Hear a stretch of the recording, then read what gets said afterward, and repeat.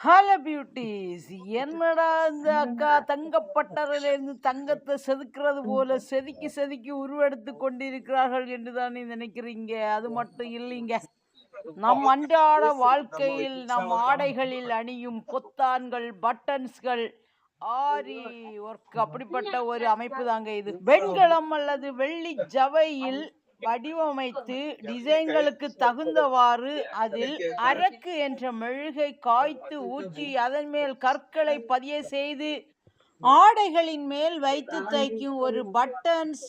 ஆடையின் நிறத்திற்கு தகுந்த வண்ணத்தில் கற்கள் பொருத்தப்பட்டு ஆடைகளின் மேல் அமைக்கப்படும் பல வண்ண விலை உயர்ந்த தரமான டிசைன்களை நாம் பயன்படுத்துகிறோம்.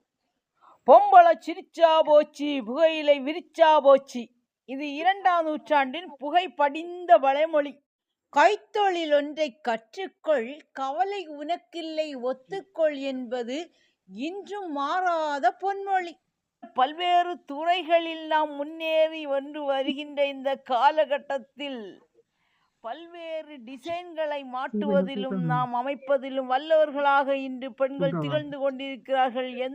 பண்டைய காலம் துவங்கி இன்றைய காலம் வரையிலும் பெண்கள் பல்வேறு விதத்தில் பல்வேறு துறைகளில் சாதனைகளை புரிவது மட்டுமல்லாமல் கைத்தொழிலிலும் சிறந்து வல்லவர்களாக விளங்கி வருகிறார்கள் என்பதில் எந்தவித ஐயமும் இல்லை. பெண்கள் கைத்தொழில்களில் சிறந்து விளங்க வேண்டும் என்பதற்காகவே நம்முடைய தமிழ்நாடு அரசு பல்வேறு விதத்தில் பெண்களுக்கு உறுதுணையாகவும் ஊக்கமாகவும் பல்வேறு செயல்பாடுகளில் அவர்களுக்கு ஒத்துழைப்பாகவும் இருந்து வருகிறார்கள். வேலையில்லா திண்டாட்டம் நம் தமிழ்நாட்டில் தலை விரிக்க கூடாது என்பதற்காக எல்லோருக்கும் கல்வி, எல்லோருக்கும் வேலை என்பதில் நம் தமிழ்நாடு முதலமைச்சர் அவர்களும் நம் கன்னியாகுமரி மாவட்ட ஆட்சியாளர் பெரும் மதிப்புக்குரிய திருமதி அழகுமீனா அவர்களும் திறம்பட செயலாற்றி வருகிறார்கள். எந்த வேலை செய்தாலும் செய்யும் வேலைகளை மதித்து அனைவரும் உழைத்தே தங்கள் உழைப்பால் வாழ்நாளை சிறப்பாக கழித்து கொண்டிருக்கிறார். சிலர் வெயிலில் வேலை செய்கின்றனர், சிலர் நிழலில் வேலை செய்கின்றனர், சிலர் கரத்தால் வேலை செய்கின்றனர், சிலர் சிரத்தால் வேலை செய்கின்றனர். எந்த வேலை செய்தாலும் மனதிற்கு பிடித்து அதற்கு ஏற்றவாறு மனதை ஒருமுகப்படுத்தி அத்தொழிலை செய்யும் போது மிக எளிதில் வெற்றி பெற இயலும்.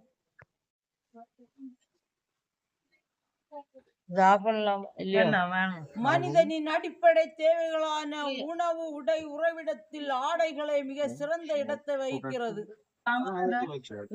உணவின்றி நாம் ஒரு பொழுதை கழிக்கலாம், ஆனால் உடுக்க உடை இல்லாமல் சில நொடி கூட நாம் வெளியில் உலவ முடியாது. இன்றைய காலகட்டத்தில் மிக நுணுக்கமான கலை நயத்துடன் வேலைப்பாடுகளுடனும் அமைந்த உடைகளை உடுத்துவதில் பெண்கள் ஆர்வம் காட்டிக் கொண்டிருக்கிறார்கள். வீட்டில் இருக்கும் பெண்கள் தாமாகவே சுயமாக தொழில் செய்து வருவாய் ஈட்ட தையல் கலை பெரிதும் உதவுகிறது. வயது வரம்பின்றி, ஆண் பெண் வேறுபாடின்றி அனைவரும் எழுத படிக்க தெரியாதவர்கள் கூட தையல் கலையை கற்று அதிகப்படியான வருமானங்களை ஈட்ட முடியும். துணிகளை எல்லாம் 4 வட்டி 5 வட்டி ஈஸியாக பொருத்தி நம்ம உடம்புக்கு ஏற்றவாறு ஆடைகளை அணிஞ்சிடலாங்க.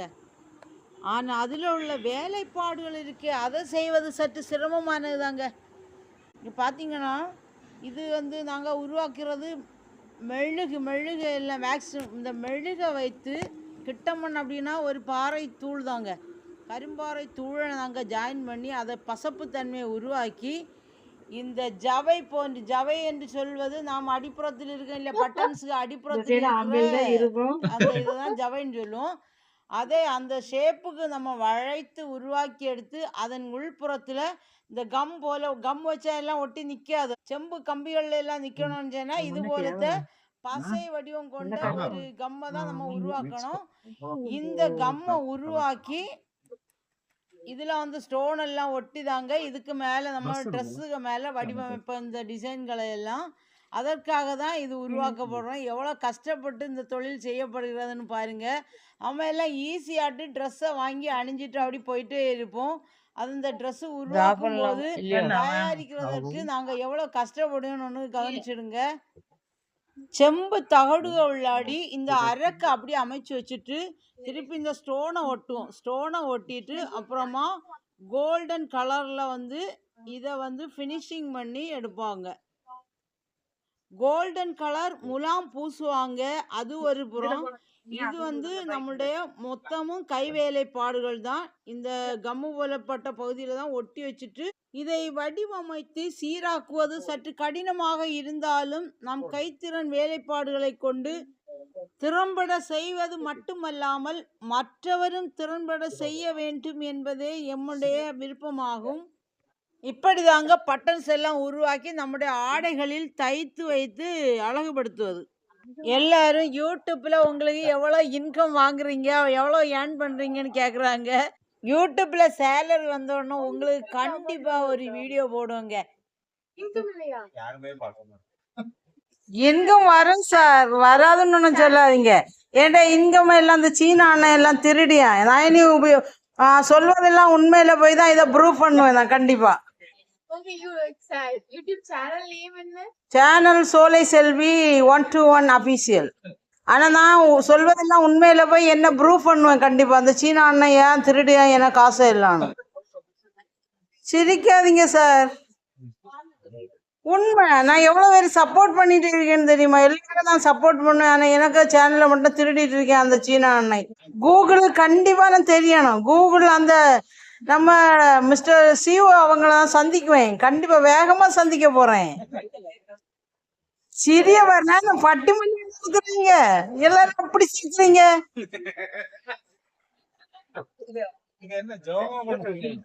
சோலை செல்வி 121 அபிஷியல்னு ஒரு சேனல் வந்து என்டர்டைன்மெண்ட்டாக நான் வந்து ஜஸ்ட்டு தொடங்கினேன். ஆனால் அதில் வந்து மந்த்லி ஏர்னிங் வந்து $3,699 என்று காட்டியது. நான் அப்புறமா அப்ளை பண்ணும்போது என்ன வாங்க முடியாத அளவு நம்ம சீன பிரதர்ஸ் வந்து தடுக்கிறாங்க. எந்த ஒரு தொழிலை நாம் செய்யும் போதும் அதற்கு தகுந்தவாறு வருமானங்கள் நம்மை வந்து சேரும்போது நமக்கு ஒரு மகிழ்ச்சியாக இருக்கும். அப்படி தாங்க அந்த யூடியூப்பும். கூகுள் ப்ரொஃபைலில் நம்ம ஃபோட்டோஸை அனுப்பினோடனே அதை வந்து கரெக்டாக சேவ் ஆகுங்க. சேவ் ஆகாதவாறு இங்கே பாருங்கள், இன்ஸ்டாவில் எத்தனை டைப்பில் வந்து ஃபோட்டோஸ் வந்து சேஞ்ச் ஆகி வருதுன்னு பாருங்கள்.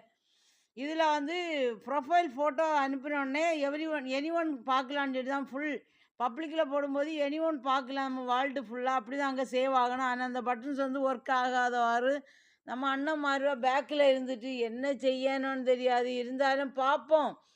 எல்லாத்துக்கும் ஒரு முடிவு காலங்கள் இருக்கும் இல்லையா? பாருங்க, ஒரு இன்ஸ்டா ஐடி ஓப்பன் பண்ணும்போதே பேக்கோட இங்கே பாருங்க 7,000 சில்லற சம்திங் 7,000 சம்திங் வந்தாச்சு.